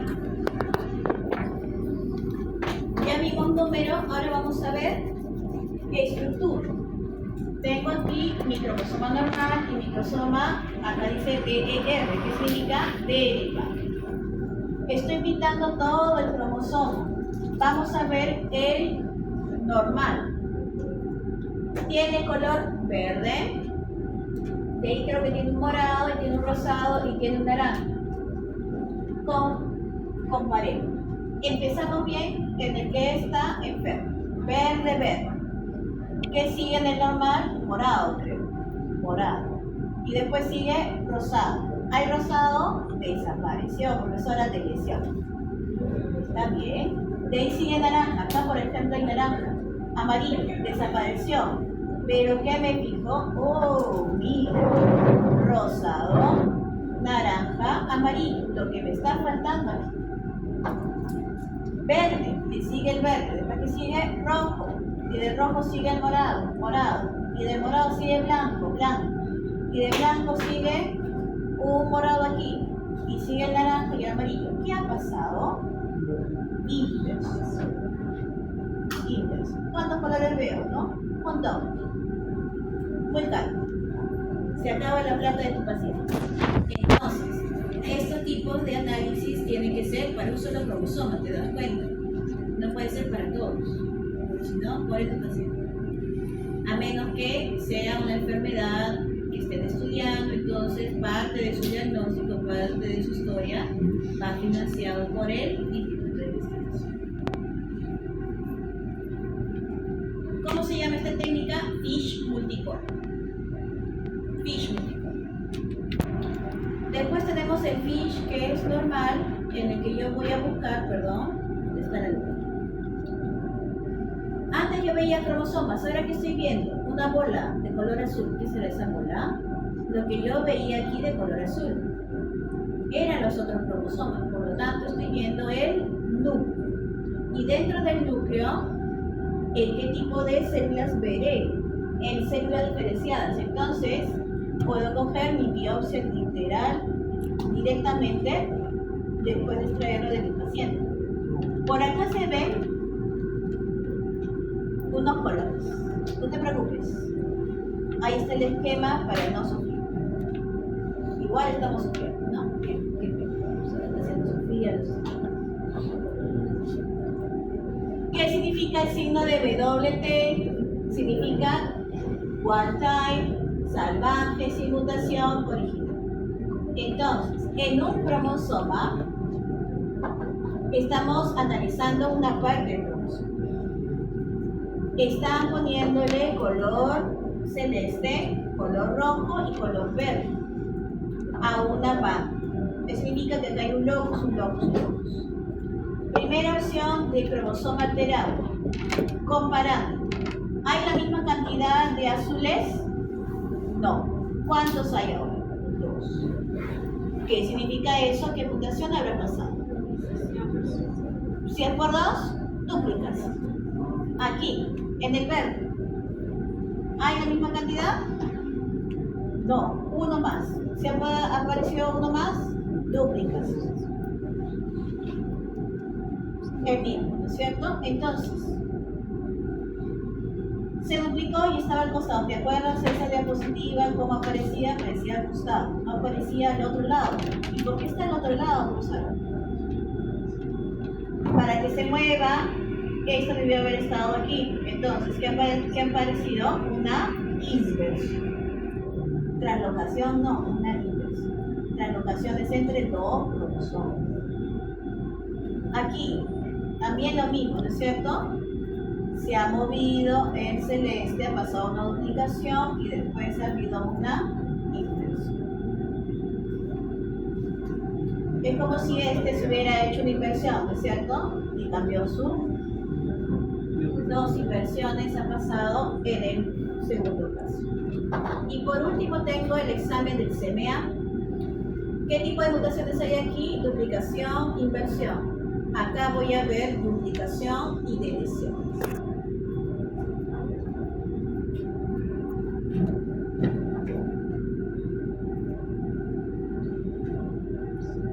Cromosoma de mamá, cromosoma del hijo. ¿Por qué no del padre? Porque el padre no tiene ninguna alteración cromosoma.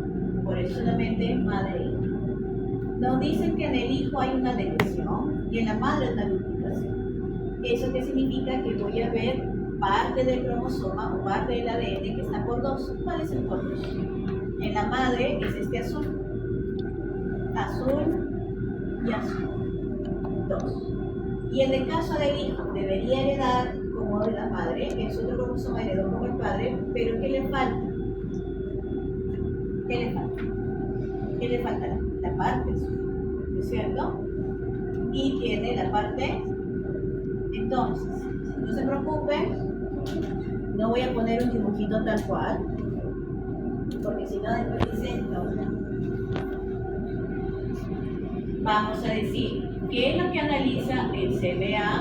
Analiza el ADN de un cromosoma en el cual que ha ocurrido posibles duplicaciones y posibles deleciones. Esto no es un solo gen, es un locus en el cual hay localizados tanto genes como regiones no comunes. Ya vamos a terminar con las enfermedades.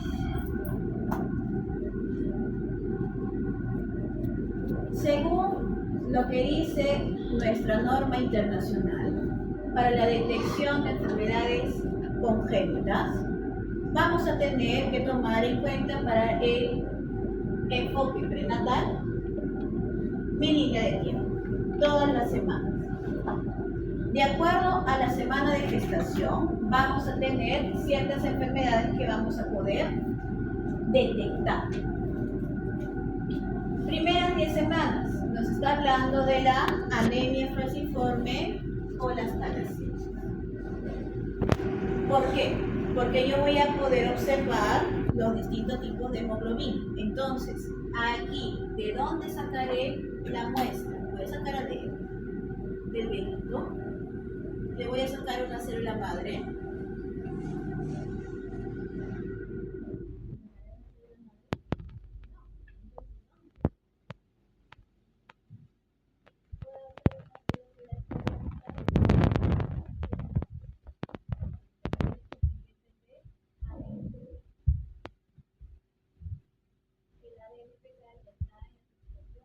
¿Ya? Parece tal. ¿Cuántos meses hay ahí? 2 meses, ¿no? Por ella sale el diagnóstico de que estás embarazado o no, ¿cierto? De la semana 10 a la 20 ya tenemos ahora que ha crecido en la placenta, vamos a poder observar la detección de los síndromes cromosómicos, porque ya tenemos la capacidad de hacer estos tipos de análisis de ultrasonido, sobre todo para ir a hacer la detección. Ahora, ¿qué tipo de síndromes trisómicos vemos? Los más comunes, 21, 18 y 13. Entonces, primero, ¿qué es lo que se hace? Tanto en todo este rango de semanas, se hace el control prenatal a partir del ultrasonido. Una vez que tenemos el ultrasonido, vamos a hacer el examen citogenético, ahí sí podemos hacer amniocentesis. Avanzamos y llegamos a la etapa de nacimiento. En el nacimiento, ¿qué es lo que voy a tener? A partir del nacimiento, nos dice la norma que 24 horas yo voy a detectar esta lista de enfermedades a partir del examen de la gota de sangre sobre el papel. ¿Qué tipo de enfermedades estamos viendo aquí? Hipotiroidismo, enfermedades metabólicas, la enfermedad de la anemia falciforme. Anemia falciforme, porque es importante. El niño nace con hemoglobina fetal. Al nacer, ¿qué es lo que pasa?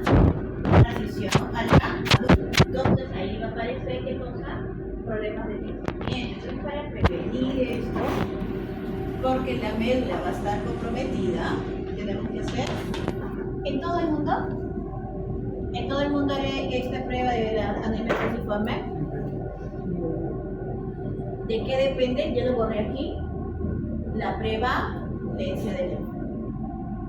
Adicionalmente tenemos el examen auditivo y también el ocular.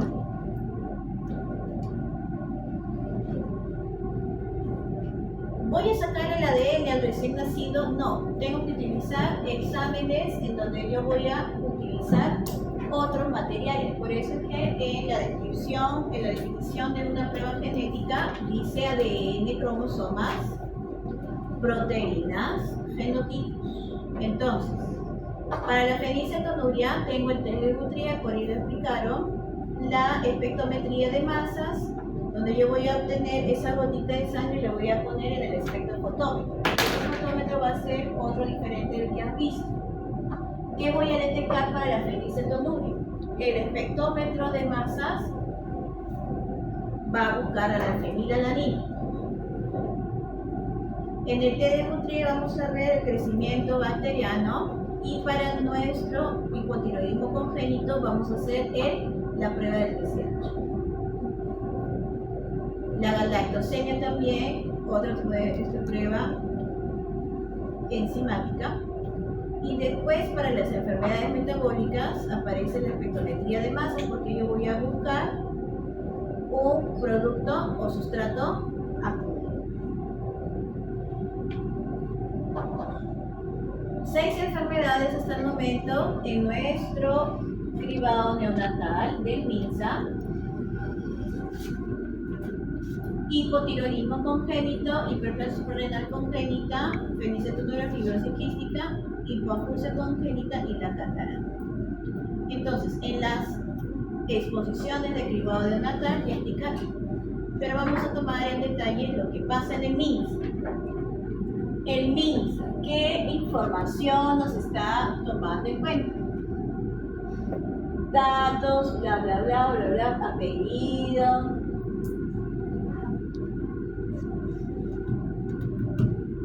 Muestra, primera muestra, segunda muestra, sospechoso, segunda muestra, otros. ¿Qué significa esto? Cuando se hace este tipo de toma de las gotitas, se va a tomar datos de el tiempo de lactancia. ¿Para qué enfermedades que hemos mencionado? ¿Por qué es importante la lactancia? ¿Para cuál de las 4 enfermedades?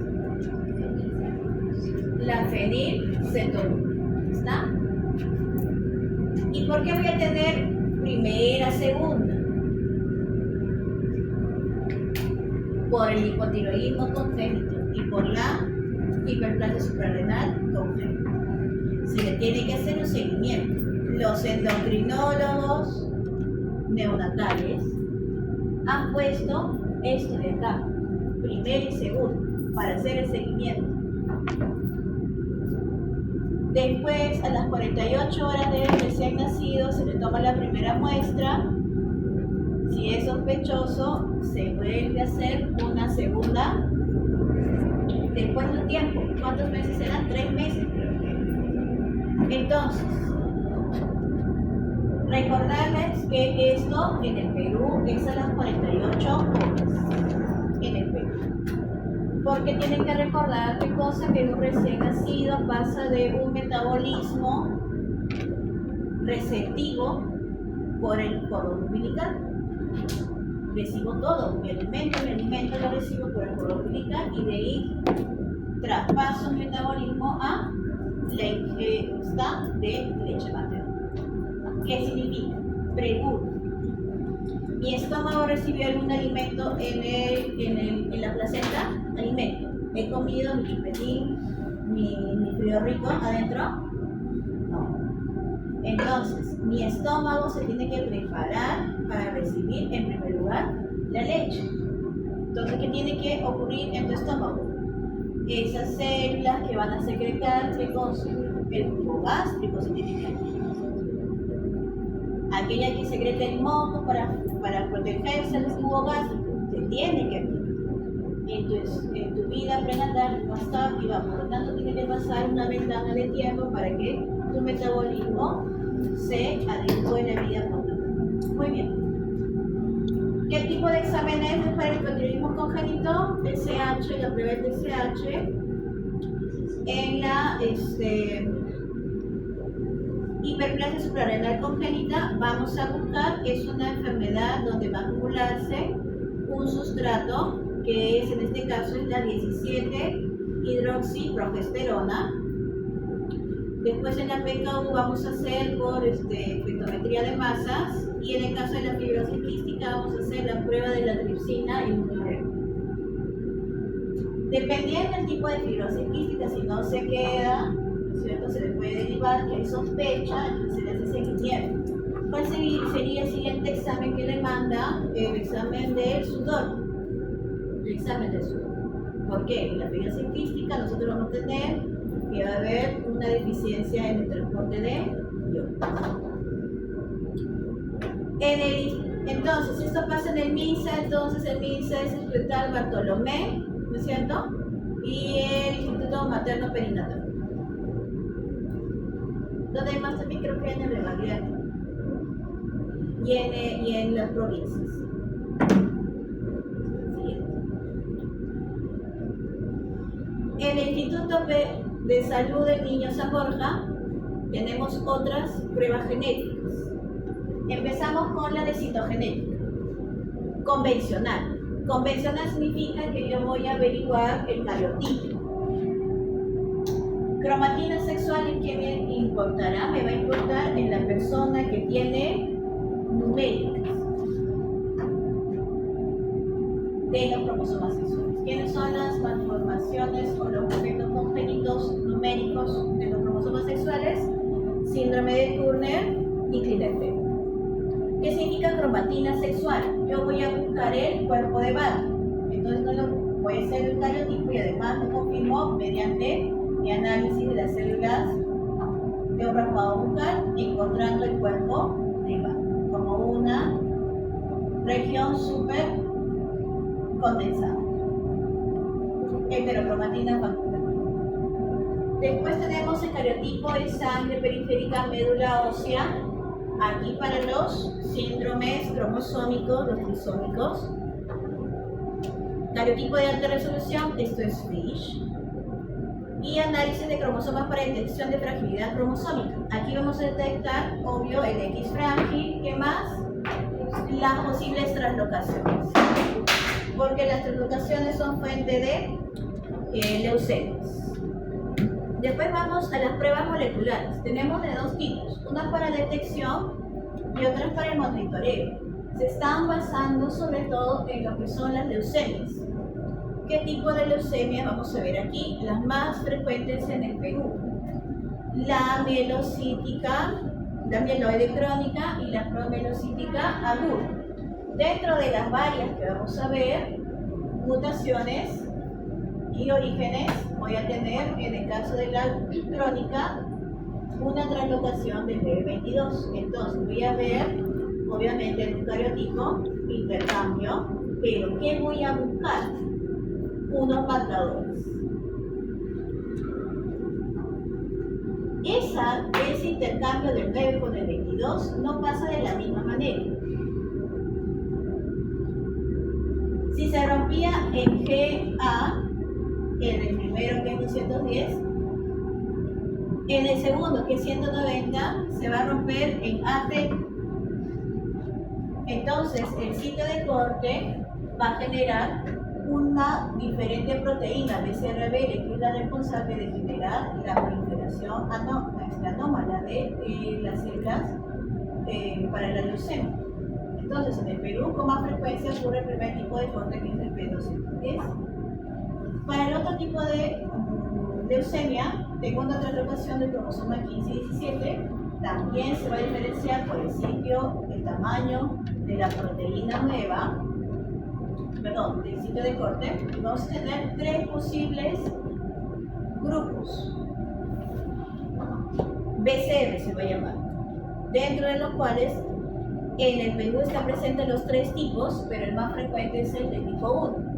En el caso de la leucemia promielocítica, en la mieloide crónica, aquí hay uno más. A nivel mundial te va a salir P210, P190 y uno más, son tres. De los tres, solamente en Perú hay estos dos casos. ¿De acuerdo? Y en el caso de la mielocitis aguda hay los 3 casos en el Perú, pero más frecuente es el BCR. Dentro de la detección de estas enfermedades de tipo, ahora ya no diagnóstica, sino de tipo predictiva, tenemos esta tabla de enfermedades autosómicas dominantes de expresión tardía o las llamadas de portador obligado. Entonces acá tengo el síndrome de Marfan, que puede ocurrir esto, el cáncer hereditario, después tengo la poliposis adenomatosa. ¿Qué más hay? La neurofibromatosis de tipo 1 y de tipo 2. Y terminamos con esto para ir al descanso, porque la profesora también ya está cansada. Sí, porque sí, como hemos revisado el examen media hora, hace casi una hora. Los exámenes de paneles de genes. Dependiendo la disciplina que eres derivado, de que vienes, vamos a tener enfermedades para cardiología, para oftalmología, neurología, hay muchas más, he cogido unas cuantas nada más, para la endocrina. Entonces acá vamos a ver si es para oftalmología, aquí está la retinitis pigmentosa. El panel para esos genes por heterogeneidad del locus, que hemos mencionado en la clase anterior. Tenemos el síndrome de Marfan, hipercolesterolemia. En el caso de las enfermedades neurológicas, yo tengo distrofia muscular de Duchenne-Becker, tengo Parkinson, tengo las ataxias, que también son muy frecuentes en el Perú, las ataxias. Y terminamos, y acá tenemos con la endocrinóloga. Hiperinsulinemia, la talla baja. En personas hipotiroidismo, los 2 tipos de hiperplasia suprarrenal. Esto es para el Instituto de Genética de Medicina Genética. Y en este instituto Inbiomédica es exclusivo este test para cáncer. Veamos el BRCA y MLH para ya terminar y salir. Mama, BRCA1, BRCA2. También tiene ovario. Y después me voy al pancreático y al nervioso. Entonces, antecedentes de cáncer de mama o antecedentes de personas con cáncer de próstata o pancreático, como un denominador, posibles mutaciones en este BRCA1 y 2. Adicionalmente, si yo quiero ver cáncer colorectal, no veo BRCA1, 2, sino MLH, que estos son de la reparación de ADN por mismatch. Estos son por reparación de recombinación homóloga. Y para todos yo tengo aquí el P53. Todos tienen el P53. Entonces, solamente es para saber la mutación y ver si tenemos un pronóstico de remisión o de metástasis. ¿Ya está? Se acabó, seamos libres. Les doy sus 15, 2 y 40. 2 y 40, porque tenemos que terminar aquí.